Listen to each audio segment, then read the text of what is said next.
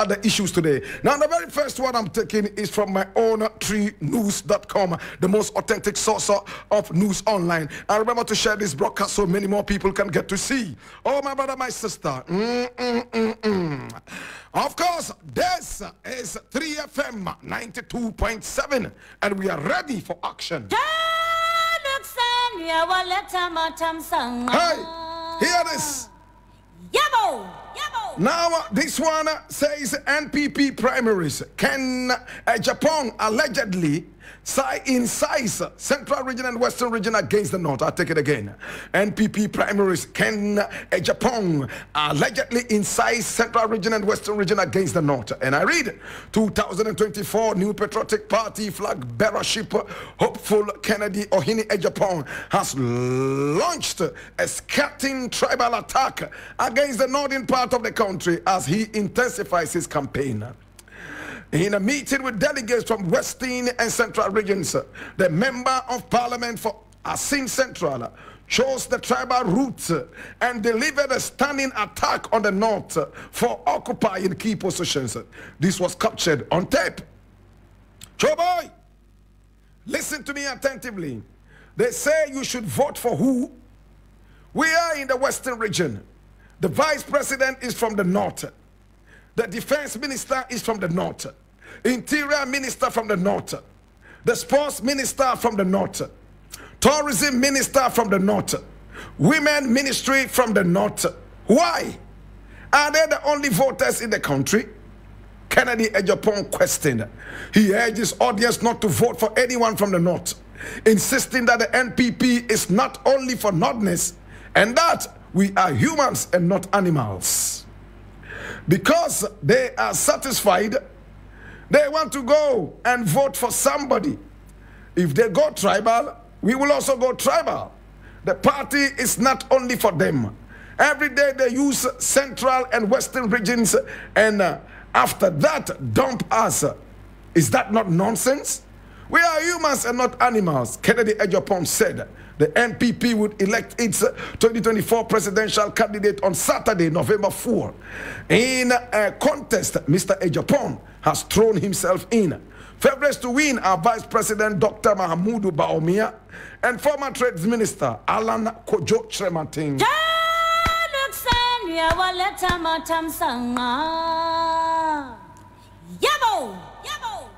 You see, somebody like Kennedy Ejapong, I love him.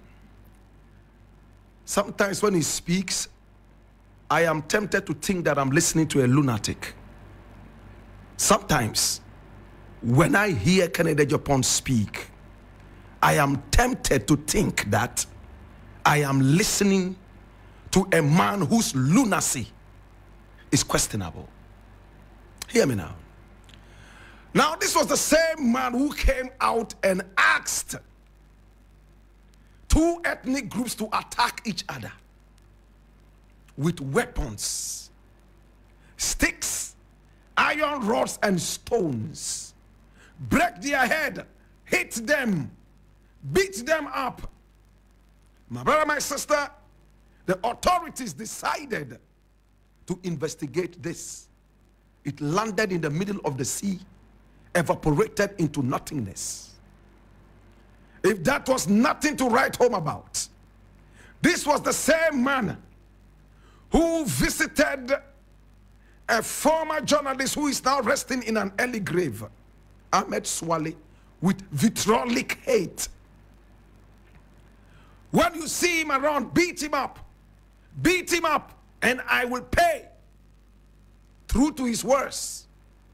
A few weeks later, the said journalist, Ahmed Swale, was gunned down in broad daylight. He has not paid as he promised to. This was the same man who said, if we come into power as the NPP and Ibrahim Muhammad does not go to jail, I swear my father's grave, I will drink poison and die. Up till now, he has not found that poison. Ibrahim Muhammad is still walking around. My brother, my sister, anytime I listen to this man, much as I love him for speaking his mind like I do, I am tempted to think and believe that there's some insanity lurking somewhere in his DNA. Listen to what he said. Are Northerners the only people? Are we animals? They said they should vote for who? If they go tribal, we would also go tribal. And you want to be president over who? If Kennedy Japan ever becomes president of this country, then I can rate the ordinary Ghanaian as a lunatic. If Kennedy Japan ever becomes president of this country, then he must be a repentant soul. Listen, my brother, my sister. In this country, we have people of high brains. So when you listen to semi-illiterates like Kennedy Japan, in fact, it hurts me personally. You understand that? This is a man who is an avowed self-made man who has no respect for literacy. This is the same man who says there's no professor in the country who has money. In other words, all professors in this country are utterly and stark poor. And he believes that money is everything. A man like this will be a dangerous president. But despite the fact that he's a dangerous president, I will prefer a lunatic as a president to a liar like Bawumia as president. My brother, my sister, I am hurt by these utterances by Kennedy Japan. And it has nothing to do with where I come from. If this was said about another ethnic group, I would be the very first person as a Pan-Africanist to jump into the melee. Now let me make my points clear. Hear me now. Now the people from the north are the people who have been left behind than any other ethnicity in the country. The people of the north have been left backward when it comes to development. From history, my brother, my sister, when the British came into this country, they concentrated on the south. Now, when the Portuguese were even here, it was the same thing. None of them ever ventured to the northern parts of the country. Nkrumah, in his own wisdom, realized that the people of the north had totally been cut away from development. He realized that the people from the Volta had also been denied development. In fact, what some people would call the national cake. And he decided to bridge the gap between the north and the south. Today, if you see Northerners rising to positions like this, I think you should applaud. Today, if you see other people rising to these positions, I think that you must applaud. These are people who have been left at the bottom of the mountain, whilst the rest of you were sitting on top of the mountain, basking in the cool breeze of the summer. Today, you see it's so hateful that Northerners have risen to these positions. Now, you've been able to count 5 Northerners. How about the rest of the ministerial positions? It hurts me, my brother, my sister, that a man who touts himself to be a freedom fighter, a man who speaks his mind, can go this low into the gutters. I told you before, this man is nothing but a blackmailer. All he does, I know this man's father. He has a rotten leg that has been smelling from when Adam was not even created. I know this guy. He slept with a goat the other day. And he comes on TV to show your photograph, to embarrass you as if he was without blame. My brother, my sister, I will ask well-meaning Ghanaians not to vote for Kennedy Japan. He's nothing but a tribal bigot, a blackmailer, and a shame to Ghanaian politics. I dare tell you, I love him. Today, if I meet him, I will stretch my hand. In fact, I would even embrace him and hug him. But these are some of the things he would say, and we shall be poles apart. It's a disgrace. And to Bawumia, who wants to be president, standing on the ticket of this tribalistic party, you have been made to understand that this is not your place. I pray that you never win. And if you ever win and become president, I will leave this country for you. I will be so ashamed to be in a country that is ruled by Bawumia. I will be super ashamed to live in a country that is ruled by a tribal bigot. All in all, reject this dirty NPP party. They don't mean anything good from the days of Kwame Nkrumah. Up till now, they have been a people who have been extremely tribalistic. They are murderers. They are people who do not even care for human life. If you know history, you wouldn't ask me for any explanation. I am so baffled and totally hypnotized by the shenanigans of these political underpinnings coming out of the mouth of a tribal bigot. I'll leave it here.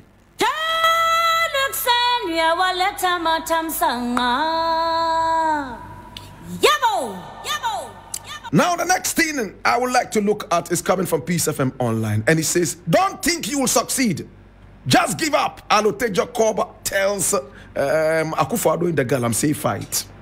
I read, social commentator Bernard Alote Jacobs has asked President Addo Dankwa Akufo-Addo to give up on the fight against illegal mining, popularly known as Galamsey.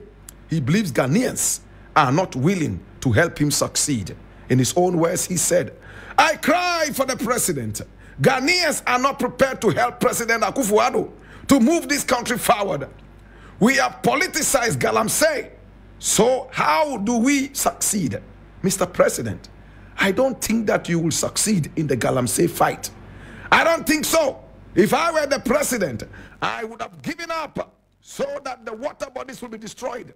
Nobody, yes, because nobody wants to help. He bemoaned.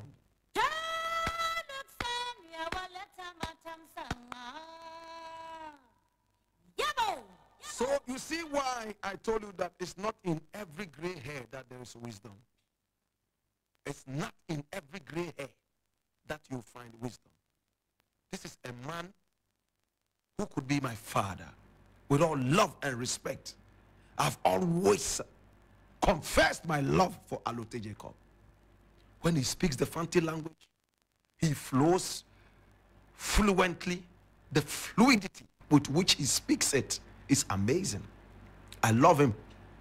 He was a member of the NDC. All of a sudden, he became a turncoat. Find out what it means to say turncoat.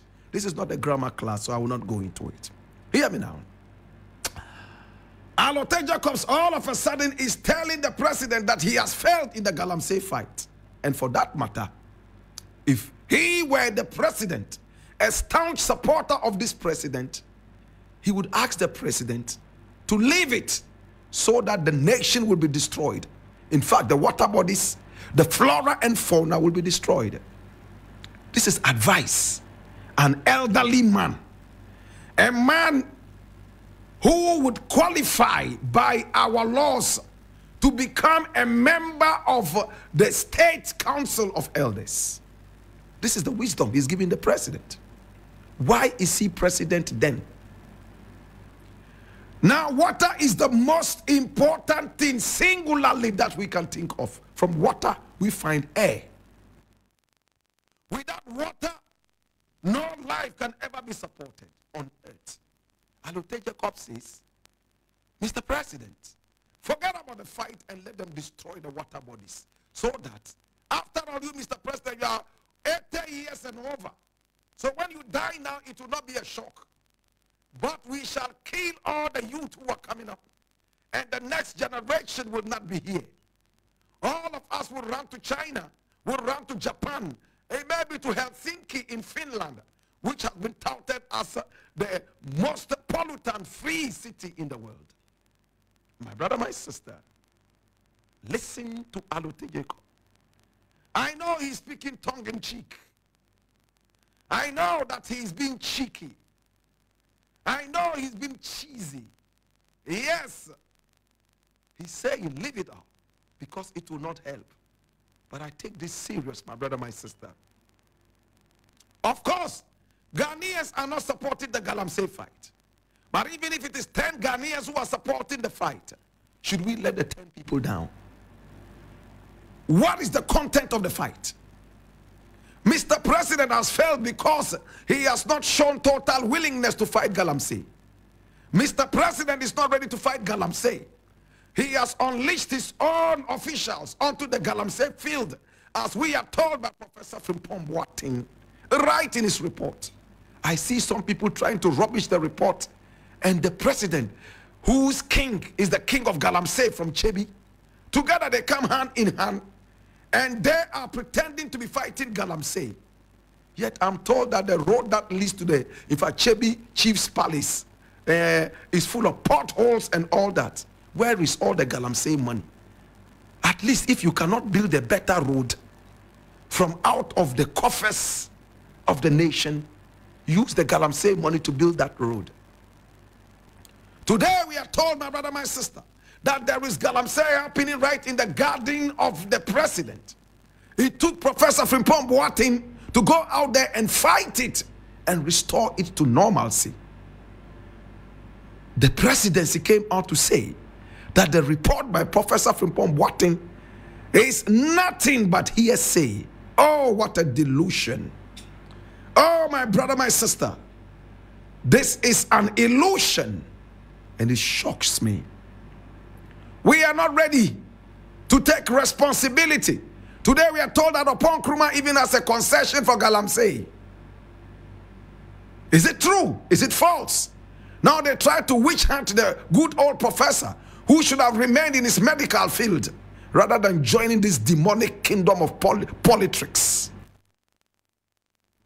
They dragged him in the Galamsey mud, saying that he and his son and his wife were even involved in this dirty Galamsey, only for Shraj to come out and say it's nothing but a blatant lie. After all, politics itself is a dirty game of lies. Alote Jacobs, you might be approaching 80, so you know that your days are numbered in the calendar of God. But I beg you, there are people who were born only today. Some are 1 year old. They deserve to also live to reach your age and the age of the president, who is retiring people 20 years his junior. People who are 20 years younger than the president, they are all being retired because they are too old to work.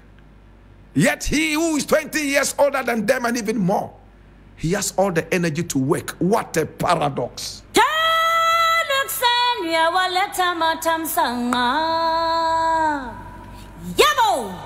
Next thing I'm reading is coming from Ghana Web, and it says, disregard angry Frimpong Boateng. Wound to me accuses former minister of sinister agenda. I read, Ashanti Regional Chairman of the ruling New Patriotic Party, Bernard Enchibosiakun, alias Chairman Wuntumi, has called on Ghanaians to disregard the damning report on illegal small-scale mining, authored by former Minister of Environment, Science, Technology and Innovation, Professor Kwabena Frimpong Boateng. According to the politician, the real motivation behind the report, which indicted some members of the NPP and the ruling government of being complicit in illegal small-scale mining activities, is hunger. In other words, he's hungry. You can see that because Frimpong Boateng did not get an appointment, he has collaborated with Tony Orbin, who is a former Minerals Commission boss, to bring out the said report. I see it as a palpable lie, which Ghanaians should not buy into.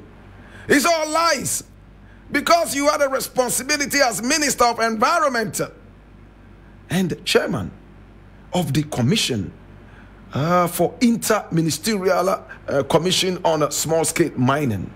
This is politics that they are engaged in. I believe Frimpong Boateng is hungry, which is why he's doing what he is doing. I'll leave it here. This is very nauseous. Hear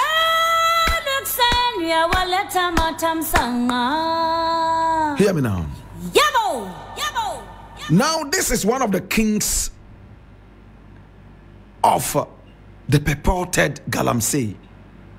Chairman Wuntumi came on TV and showed how much gold he got from his mining.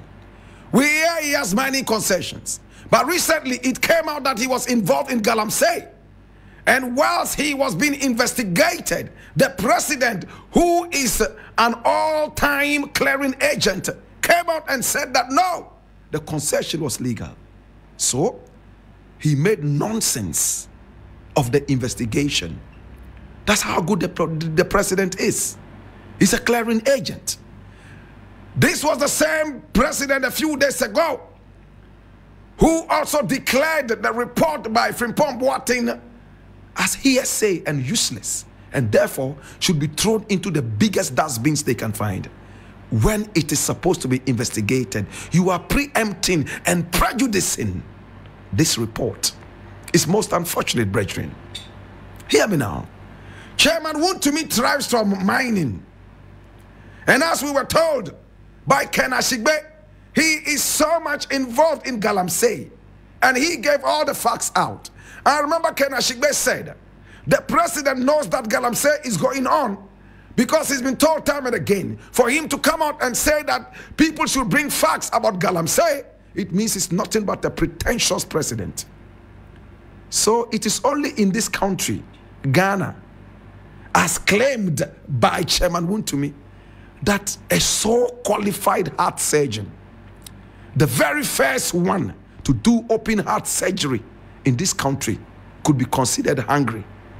It tells you how semi-illiterates like Kennedy Japan and Chairman Wontumi have risen onto the ladder of riches, all because we live in a dirty country that has no respect for literacy. We live in a dirty country that has no respect for the book and pen. We live in a country where everybody is ready to go by, oh, the end justifies the means. We have been fed with this nonsense all these years, and it's heartbreaking. How can the end justify the means? So if I murder people and steal from them, and the money that I steal from them, I go out there and use the money to take care of the poor, does it mean that that end justifies the means of killing the people? Please, let's be reasonable. It hurts me when I come across statements from these guys who are so unlettered, the least to say.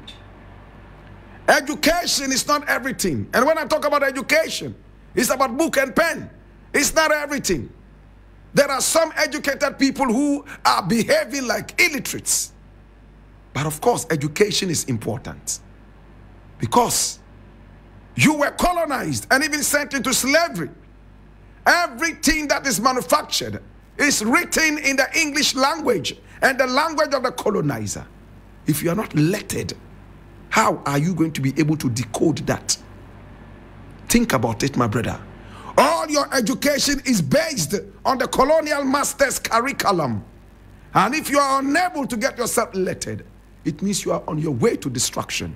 To God be the glory. For Chairman Wontumi, thank you for telling the whole world that a heart surgeon, in fact, a renowned, respected heart surgeon, could be hungry at this level of his profession. It is a shame. If the heart surgeon is hungry, it means teachers are starving. It means that engineers are dying. It means that drivers are dying. Hey, it means that students are dead. This is the level of thinking we have in the nation.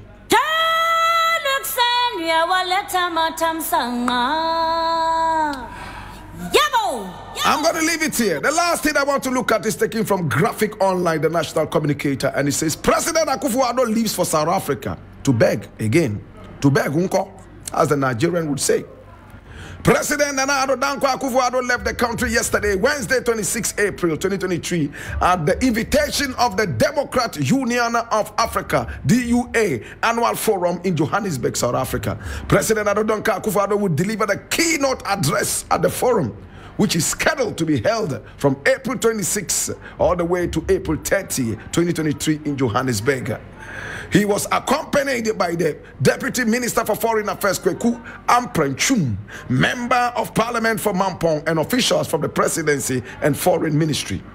My brother, what is the President going to tell the people at the forum? That he's the king of Galamsey, or he's the king of begging? That he is the clearing agent who decides not to investigate criminals? That in his regime, there was one Aisha Huang who entered the country and left the country at will, even though we banished her. And that he, 80 years old as he is, he's retiring people 20 years younger than him and calling them unfit to serve. What is he going to tell them? I leave it here. To God be the glory. Well, my name is Blakk Rasta, and it's been the Black Pot, aka Kukushunamo, where we speak truth to power. And this was